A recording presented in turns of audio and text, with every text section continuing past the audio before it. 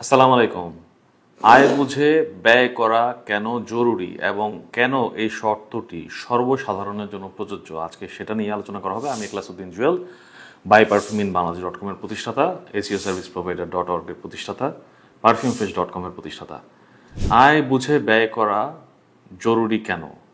দেখেন, এটা যারা মাসে 20,000 টাকা কামায় তাদের জন্য প্রযোজ্য, আবার যারা মাসে 20 লাখ টাকা অর্জন করে তাদের জন্য কিন্তু প্রযোজ্য। আপনি যদি আয় বুঝে না ব্যয় করেন তাহলে কিন্তু আপনি কোনো সময় আর্থিক শৃঙ্খলা পাবেন না। আবার আর্থিক শৃঙ্খলা যদি আপনি না পান তাহলে কিন্তু আপনি স্বাবলম্বী হতে পারবেন না, বড়লোক হওয়া তো দূরের কথা। তো আয় বুঝে ব্যয় করতে হবে কিভাবে, তারই আজকে কিছু উদাহরণ আমি দিচ্ছি। ধরেন একজন এক্সিকিউটিভ আসলো আমার কাছে স্যালারি ইনক্রিমেন্টের জন্য, কারণ হচ্ছে তিনি বিয়ে করেছেন, তার এখন খরচ বেড়ে গিয়েছে, এর জন্য তার স্যালারি এখন বাড়ানো প্রয়োজন। তো এর মূল কারণটা কি জানেন? এর মূল কারণটা হচ্ছে যে তার আর্থিক শৃঙ্খলা নাই। যদি থাকতো তাহলে সে প্ল্যানিং করে হয়তো বা বিয়েটা করতো। এরকম অনেক উদাহরণ আপনারা পাবেন যদি ব্যবসা করতে যান। তো দেখেন, তখন আমি ওকে বললাম যে আয় বুঝে তোমার ব্যয় করতে হবে, আমি তোমাকে সাপোর্ট দিতে পারবো, আর যদি সেটা আয় বুঝে ব্যয় না করো তাহলে সেটা ভবিষ্যতেও সমস্যা থেকেই যাবে। একজন এক্সিকিউটিভের বেতন যদি হয় 40,000 টাকা এবং আরেকজন এক্সিকিউটিভের বেতন যদি হয় মাসে 4 লাখ টাকা, এর অর্থ এই না যে দুইজনেরই আর্থিক শৃঙ্খলা আছে। যদি শৃঙ্খলাবোধ না থাকে তাহলে 40,000 টাকা ইনকাম করা আর 4 লাখ টাকা মাসে ইনকাম করা একই রকম হবে। মাসের পরে যদি আপনি সঞ্চয় না করতে পারেন এবং সঞ্চয়ের থেকে যদি আপনি বিনিয়োগ না করতে পারেন তাহলে আপনি আরও স্বাবলম্বী বা বড়লোক হতে পারবেন না। আজকের টপিক্সের শর্ত মানুষের আয় দেখে না, বরং সঞ্চয় এবং বিনিয়োগ দেখে। কিভাবে সঞ্চয় করবেন? ধরেন আপনি একজন ভালো ব্যবসায়ী, আপনার মাঝে মধ্যেই বিদেশে যেতে হচ্ছে, তো আপনি চাইলেই বিজনেস ক্লাসে ভ্রমণ করতে পারেন, কিন্তু সেটা না করে আপনি ইকোনমি ক্লাসে ভ্রমণ করছেন। এটা হচ্ছে আপনার আর্থিক শৃঙ্খলাবোধ। আপনি 3 বেলা রেস্টুরেন্টে খাওয়ার মতো আপনার সামর্থ্য আছে, কিন্তু তা না করে আপনি বাসার খাওয়াতেই স্বাচ্ছন্দ্য বোধ করেন। একান্ত প্রয়োজন না থাকলে আপনি বাইরের রেস্টুরেন্টে খাওয়া দাওয়া করেন না। এটা হচ্ছে আর্থিক শৃঙ্খলা। আপনি ব্যাংক থেকে লোন নিয়ে মার্সিডিজ গাড়িতে চলাফেরা করতে পারেন, কিন্তু সেটা না করে আপনি টয়োটা গাড়িতে চলাফেরা করছেন। এটা হচ্ছে আপনার আর্থিক শৃঙ্খলা। আপনি চাইলেই হোম লোন নিয়ে বাড়ি করতে পারেন বা অ্যাপার্টমেন্ট বুকিং দিতে পারেন, কিন্তু আপনি সেটা না করে আপনার হয়তোবা পিতার বাসস্থান যেটা আছে পুরনো, সেখানেই কিছু আধুনিকতার ছোঁয়া দিয়ে বসবাস করছেন। এটা হচ্ছে আর্থিক শৃঙ্খলা। আপনি চাইলেই আজকে বারে যেতে পারেন মদ খাওয়ার জন্য, অথবা জুয়ার আসর বসাতে পারেন আপনার বাসায়, আপনার সেই সামর্থ্য আছে, কিন্তু আপনি সেটা করছেন না। এটা হচ্ছে আপনার আর্থিক শৃঙ্খলা। আপনি চাইলেই গুচি বা টম ফোর্ডের কাপড় চোপড় ব্যবহার করতে পারেন, চশমা ব্যবহার করতে পারেন, জুতা ব্যবহার করতে পারেন, কিন্তু সেটা না করে আপনি সাধারণ ব্র্যান্ডের জামা কাপড় পরেন। এটা হচ্ছে আর্থিক শৃঙ্খলা। এখন অনেকেই বলবেন যে টাকা কামিয়ে তাহলে লাভ কি যদি আমি একটু ভালোভাবে স্বাচ্ছন্দ্যভাবে চলতেই না পারি? দেখেন, টপিক অনেক লম্বা হয়ে যাবে, এর জন্য আমরা বিজনেস মডেল 2 প্ল্যাটফর্ম দাঁড় করাচ্ছি। এই সংক্ষিপ্ত ভিডিও দিয়ে আপনি আসলে পুরো বিষয়টা বিশ্লেষণ করতে পারবেন না। যখন আপনি এক্সস্ট ফিল করবেন, যেমন মাসে যদি আপনার 10 বার ধরেন বাইরে ভ্রমণ করতে হয়, তাহলে আপনি ধরেন 9 বার ইকোনমি ক্লাসে ভ্রমণ করলেন, একবার হয়তো বা বিজনেস ক্লাসে ভ্রমণ করলেন। আপনি যে স্বাবলম্বী সেটা ফিল করানোর জন্য। আপনার হয়তোবা 10 সেট কাপড় আছে, আপনার 9 সেট কাপড় হচ্ছে সাধারণ, হয়তোবা 1 সেট আপনি কিনলেন গুচি বা টম ফোর্ড বা দামি কোনো ব্র্যান্ডের।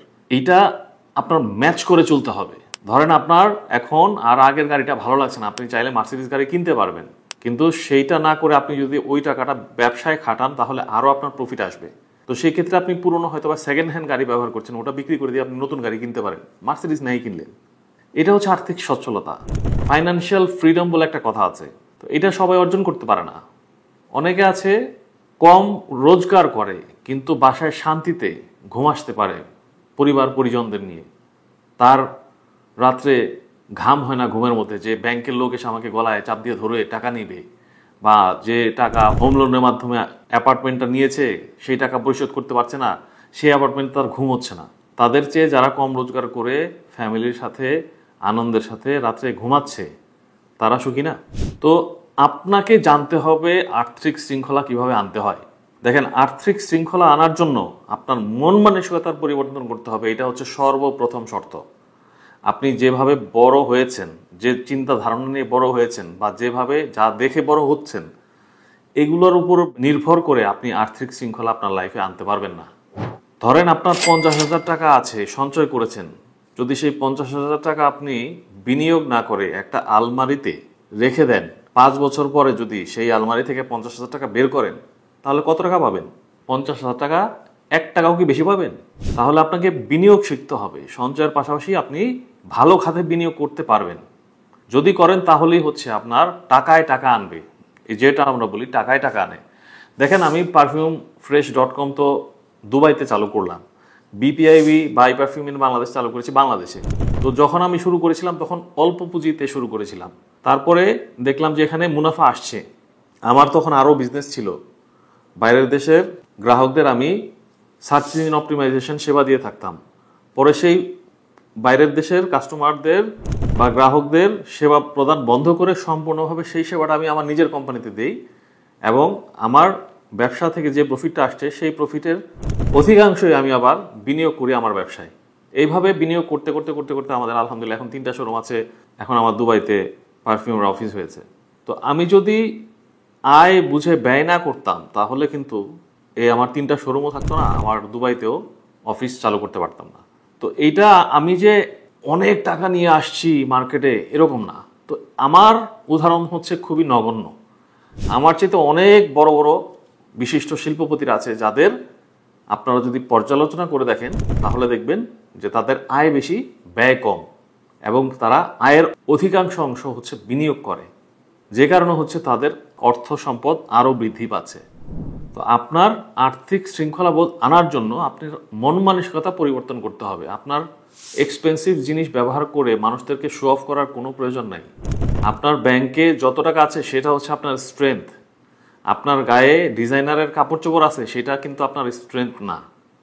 আপনার মার্সিডিসে চলার সামর্থ্য নাই, কিন্তু আপনি ব্যাংকে কার লোন নিয়ে মার্সিডিস কিনে চলাফেরা করছেন, এইটার মধ্যে কিন্তু কোনো সার্থকতা নাই। কিন্তু আপনার ব্যাংকে মার্সিডিস কেনার মতো টাকা আছে, আপনি সেই টাকা না খাটিয়ে আপনি সাধারণ একটা গাড়িতে হয়তো বা চলাফেরা করছেন, এইটা আপনাকে ফাইন্যান্সিয়াল ফ্রিডম দিবে। তো আপনাকে বুঝতে হবে যে এই শর্ত সবার জন্য প্রযোজ্য। আয় বুঝে ব্যয় করতে হবে। যদি আয়ের সাথে ব্যয় মিলে যায় তাহলে কিন্তু আপনার সমস্যা আছে, আপনি কিন্তু খুবই বিপজ্জনক অবস্থার মধ্যে দিয়ে যাচ্ছেন। আপনাকে অবশ্যই আপনার আয় বাড়াতে হবে এবং ব্যয়ের দিকে নজর রাখতে হবে। আর্থিক শৃঙ্খলাবোধ অর্জন করতে হবে যদি স্বাবলম্বী হতে চান।